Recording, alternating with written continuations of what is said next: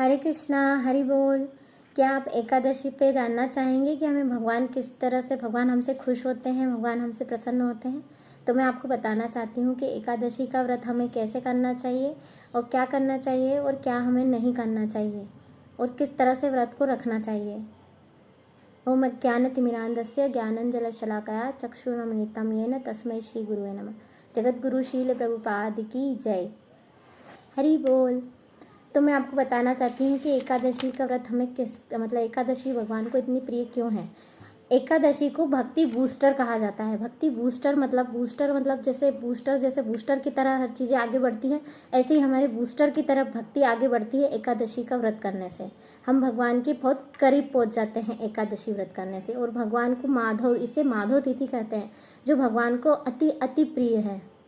इसलिए एकादशी का व्रत हमें ज़रूर करना चाहिए। और एकादशी तिथि के दिन हमें अन्न नहीं खाना चाहिए, बिल्कुल भी नहीं खाना चाहिए, और ना किसी को दान करना चाहिए। यहाँ तक कि गौ माता को भी अन्न नहीं खिलाना चाहिए, उन्हें फ्रूट या गुड़ खिला सकते हैं आप। इसलिए एकादशी तिथि के दिन अन्न भूलकर भी नहीं खाना चाहिए, इससे हमें बहुत बड़ा पाप और दोष लगता है। तो अब मैं आपको बताती हूँ कि एकादशी का व्रत हमें कैसे करना चाहिए, क्या क्या करना चाहिए एकादशी तिथि के दिन। एकादशी तिथि के दिन हमें सुबह जल्दी उठना चाहिए, हो सके तो ज़्यादा से ज़्यादा ब्रह्म मुहूर्त में उठना चाहिए। ब्रह्म मुहूर्त का टाइम होता है सुबह 4:30 बजे से लेके 5:30 पौने 6 बजे तक।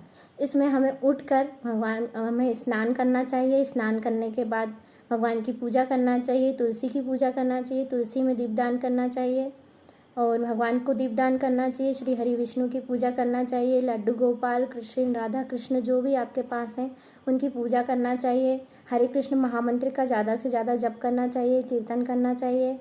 और अगर आप माला करते हैं हरे कृष्ण महामंत्र की, हरे कृष्ण कृष्ण कृष्ण हरे हरे, हरे राम राम राम हरे हरे, तो हरे कृष्ण महामंत्र की माला करें। माला आप कर सकते हैं 16 माला जो करते हैं उसे वो 32 माला करें, और जो 32 माला करते हैं वो 64 माला करें। और कम से कम 25 माला हमें एकादशी पे करनी ही चाहिए। और अगर 25 भी नहीं करते हैं, आप सिर्फ 1 या 2 करते हैं तो उस दिन 4 करें।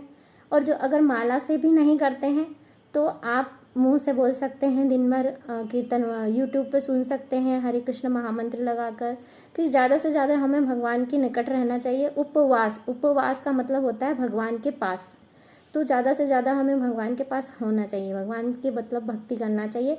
अननेसेसरी फोकट की चीज़ों में टाइम वेस्ट नहीं करना चाहिए। किसी से कुछ भी बातें करना, टीवी में न्यूज़ देखना, टीवी में कुछ भी देखना, तो उसको देखने की बजाय हमें सिर्फ भगवान का नाम लेना चाहिए। और जो ऑफिस जाते हैं वो अपना डेली रूटीन करें, पहले मगर सुबह जल्दी उठकर भगवान की पूजा करके ही जाएं।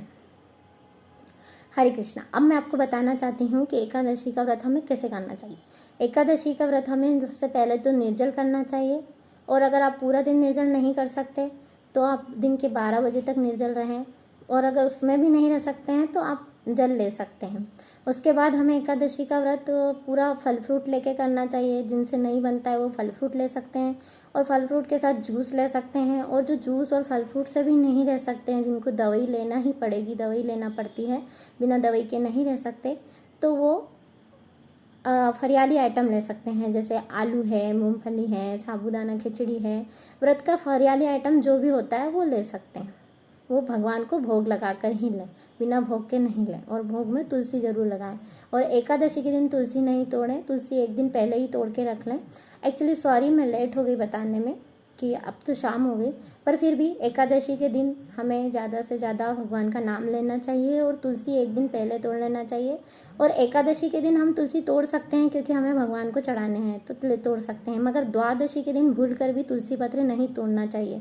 अब मैं आपको बताती हूँ कि एकादशी तिथि के दिन हमें क्या क्या करना चाहिए। एकादशी तिथि के दिन हमें गीता पढ़ना चाहिए। हो सके तो गीता का 15वां अध्याय पढ़ें, और 15वां अध्याय नहीं तो कुछ भी 1-2 श्लोक हमें ज़रूर पढ़ना चाहिए। अर्थ, अनुवाद, तात्पर्य पूरा पढ़ना चाहिए।